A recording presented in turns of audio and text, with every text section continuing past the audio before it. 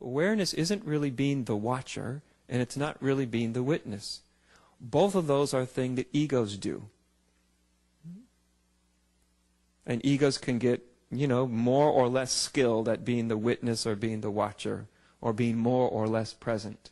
All that stuff are things the ego may or may not become good at if it really tries hard. But none of that is really what I'm talking about. Resting as awareness isn't a state of doing, it's a state of being. You can't really do resting as awareness. If your mind would say, okay, that sounds nice, what do I do? What do you do? Awareness is already present. How do you rest as awareness? Do you do something to rest as awareness? Is doing something even relevant?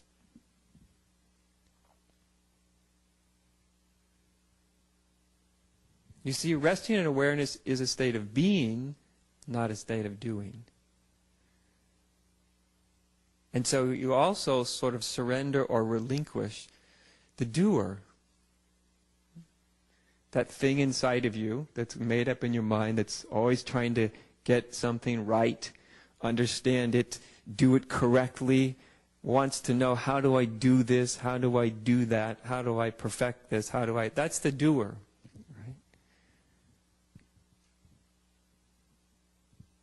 And the doer is always asking questions, mostly questions like, how do I do that? Right? Well, the way you do resting as awareness is you relinquish the doer. Pat it on the head. Let it know that it's what can you say? It's irrelevant. Don't whisper it, though. It doesn't like to hear that. And just rest. So, in order to rest, it's a letting go. And probably more accurately, it's a state of letting be.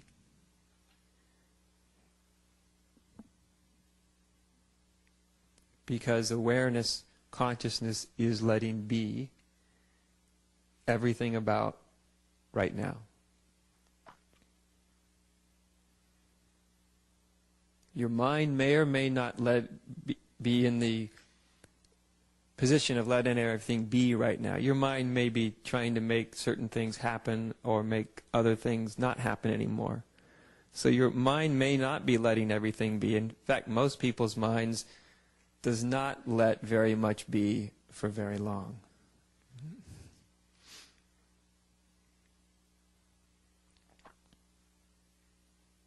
So in order to just rest as awareness, there's relinquishing the sort of the neurotic need to understand, and it's also letting go of the neurotic need to do. There's a time for understanding, certainly, and there's a time for doing, certainly. But in terms of what I'm speaking of, those are the first two things that just need to be relinquished. Right? Doing and the need to understand, the desire to understand. And then there can be a resting.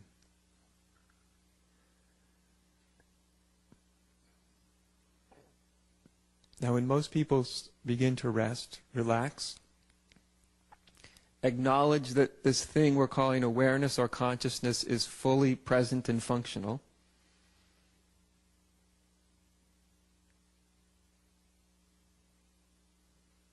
for most people it becomes difficult to rest for more than a few moments because their mind keeps trying to entice them. Like a seductor or a seductress. Like, no, see, if you really just understood this one last thing, you see, then you would rest so much easier. You really would, I promise. Just think about this one thing. Have you noticed that? Just think about this one thing. Solve this one thought, and then it'll be so much easier to rest as awareness. Isn't that what thought is often doing? It says, well, you did a nice job of resting for 5 seconds. But that was nice, but you see, it could be so much better if you could just understand this or understand that, or ask, what do I do with it, and how do I do it, and how do I incorporate it into my life, and how do I, you see what I mean? It's a very, in one sense it's obvious, but it's also very subtle. That movement of mind that's always trying to understand, trying to do.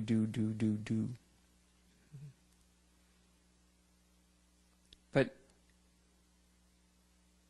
you don't do awareness. That's why the first word I use is rest. Rest as awareness. Because see, resting as awareness immediately gets your involvement out of the egoic mind state. It's not like you have to work a long time to get yourself out of the egoic mind state. Any instant you're resting as awareness, you can't do that as long as you're involved in the egoic mind state. In shouldn'ting, the neurotic desire to grasp everything conceptually, on and on and on and on, all the things that the egoic mind does. You can't actually rest as awareness for even a split instant and at the same time be in the egoic mind state. So as soon as you rest, automatically, you're not, in that moment, you're not dominated, you're not caught in the egoic mind state.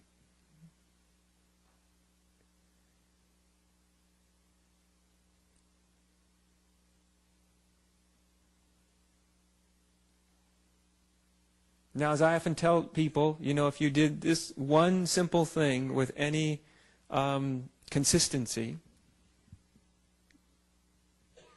that would be amazing. If you could do this one simple thing with any kind of consistency, any real consistency. By that, I don't mean necessarily you sustain it for a long time. That's not what I mean by consistency.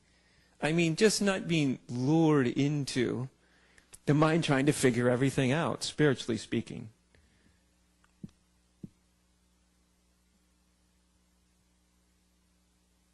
Because the hardest thing to do is to stay with one simple thing with any kind of consistency. It's easy to stay with something very complex.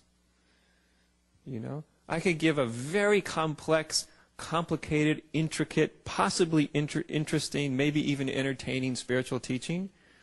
And you could stay with that with such consistency. You could think about it for days or weeks, or you may even be able to think about it for months, and you might be, if you were captured by it, you could be very consistent about it, But to give anybody something extraordinarily simple, here's the teaching.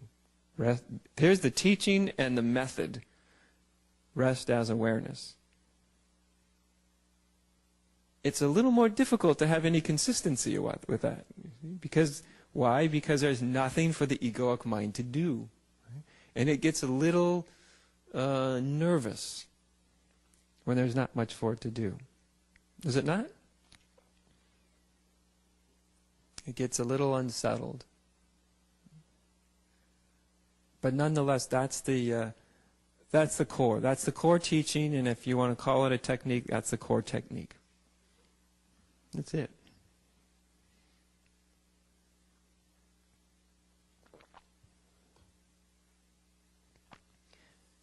Now, if resting as awareness actually happens,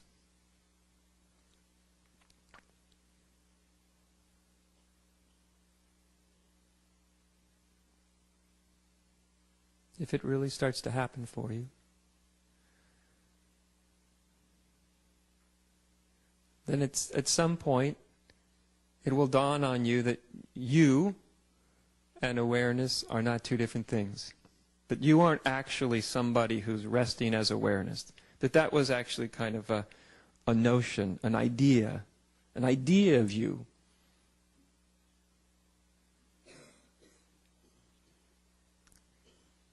That actually awareness is much more what you are than all the ideas that you ever had about yourself in your life.